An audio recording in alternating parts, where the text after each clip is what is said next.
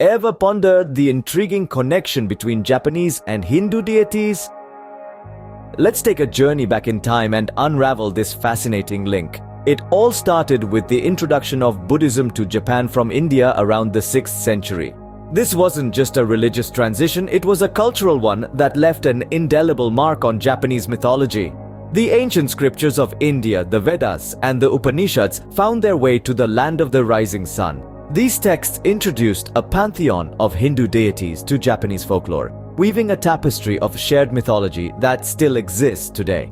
You see, the Japanese didn't just adopt these deities, they reinterpreted them, integrating them with their own Shinto beliefs. And so, Hindu deities began to appear in Japanese folklore, not as foreign entities, but as familiar figures with a unique Japanese twist. Isn't it fascinating how cultures intertwine and influence each other across time and space? Intriguingly, the depiction of Hindu deities in Indian and Japanese cultures varies significantly. Let's delve into this fascinating contrast. In the vibrant tapestry of Indian culture, Saraswati, the goddess of knowledge and arts, is often depicted seated on a white lotus with a musical instrument, the veena. She symbolizes wisdom, creativity, and enlightenment. However, in Japan, Saraswati becomes Benzaiten, one of the 7 lucky gods. She's portrayed with a musical instrument, a biwa, but she also represents everything that flows: time, water, speech, music, knowledge, and arguably the essence of life itself.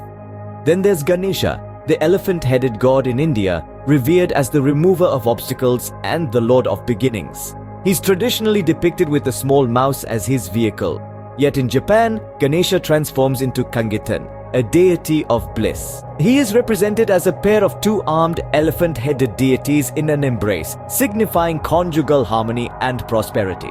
Lastly, let's consider Indra, the king of the gods and the ruler of the heavens in Indian mythology. He wields a thunderbolt, a symbol of his power.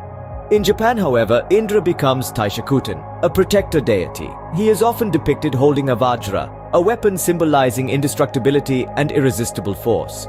Indeed, the same deity, yet 2 different portrayals, each culture painting it with its own unique hues. From this, we see how cultures, while borrowing from one another, adapt and weave these elements into their own distinct narratives. So, what does this cultural exchange tell us? It reveals how societies absorb, transform, and enrich themselves through intercultural interactions. The unique blend of Hinduism and Buddhism in Japan is a testament to this.